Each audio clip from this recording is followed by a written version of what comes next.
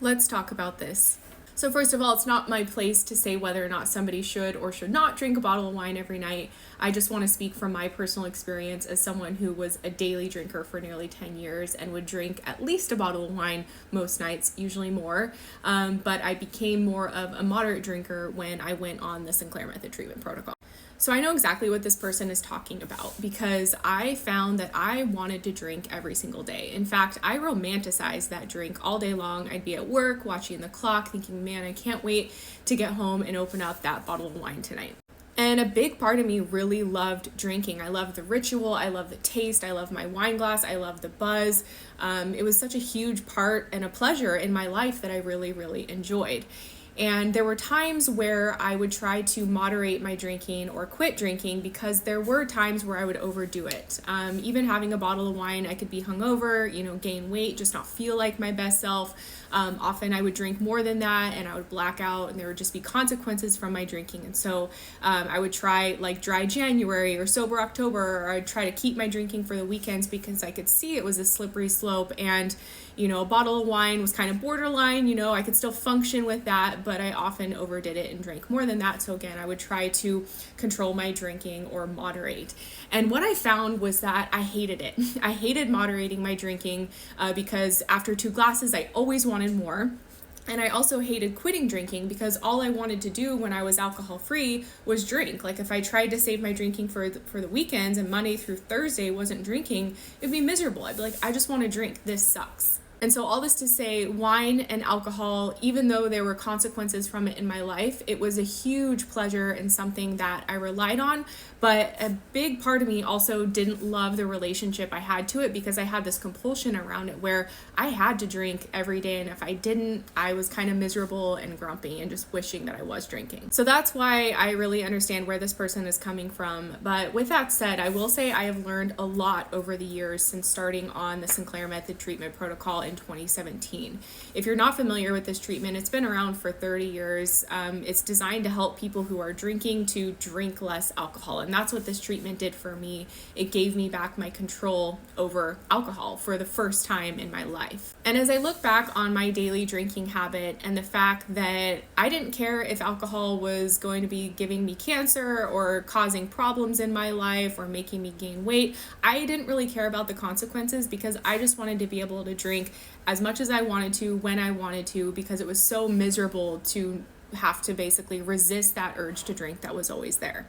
But what I've since learned is that the reason I felt this way, the reason I was willing to drink a bunch of alcohol and basically risk, shortening my life or getting cancer or having other health consequences related to it, is really because my brain was hijacked by the alcohol use disorder. And what I mean by that, when anyone has an alcohol use disorder, alcohol really becomes like the top hierarchy of the pleasures in our brain. So sure, we could go on an amazing vacation, we can get a massage, we can eat delicious food, we can have sex. All those things are nice, but nothing really piques the pleasure that alcohol does. The pleasure alcohol provides is far above that. That's why people will do seemingly illogical things like sacrifice their health or finances or family member or whatever to keep drinking because of the pleasure and the reward that it's providing.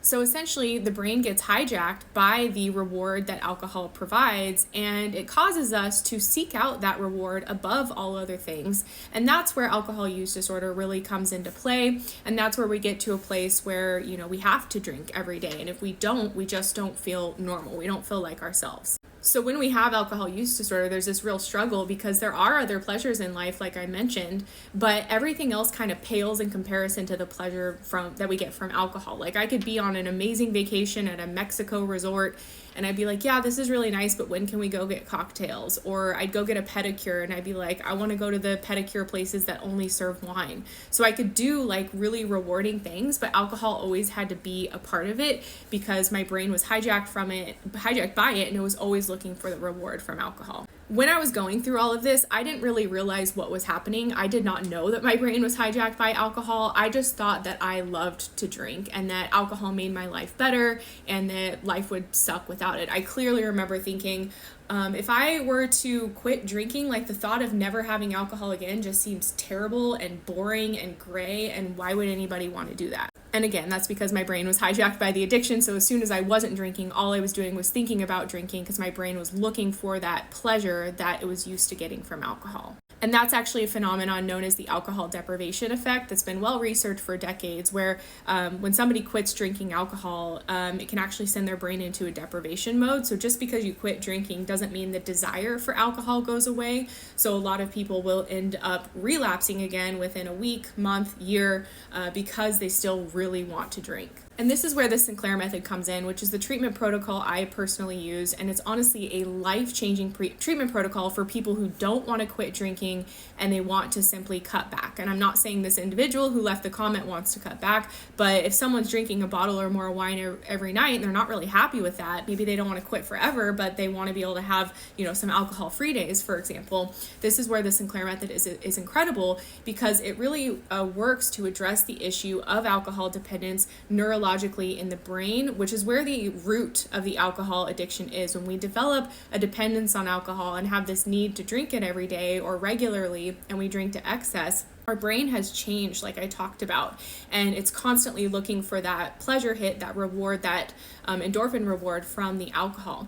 And so what happens with the Sinclair method, when people go on this treatment, they take a medication an hour before drinking. This medication is called naltrexone, and it blunts the rewarding effects from the alcohol. It doesn't make drinking an unpleasurable experience. It doesn't make you sick or anything like that. It just dampens the reward a little bit, so it's not as rewarding. And so as somebody continually follows this protocol like I did, I started it as a daily binge drinker, drinking a couple of bottles of wine every night, rarely having an alcohol-free day.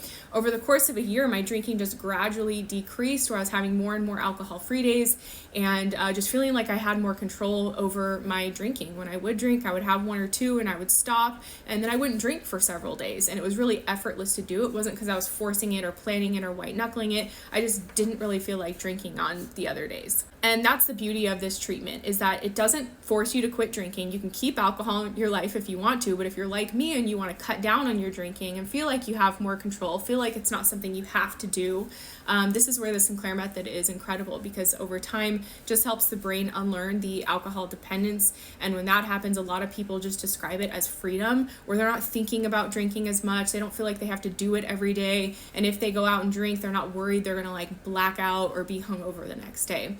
This treatment's been around for decades. A lot of people still don't even know it exists. You can learn more about it through all of my other videos. You can check out the link in my profile. This book also dives into the science and research into this treatment, or head to my website, thrivealcoholrecovery.com. Thanks so much for watching.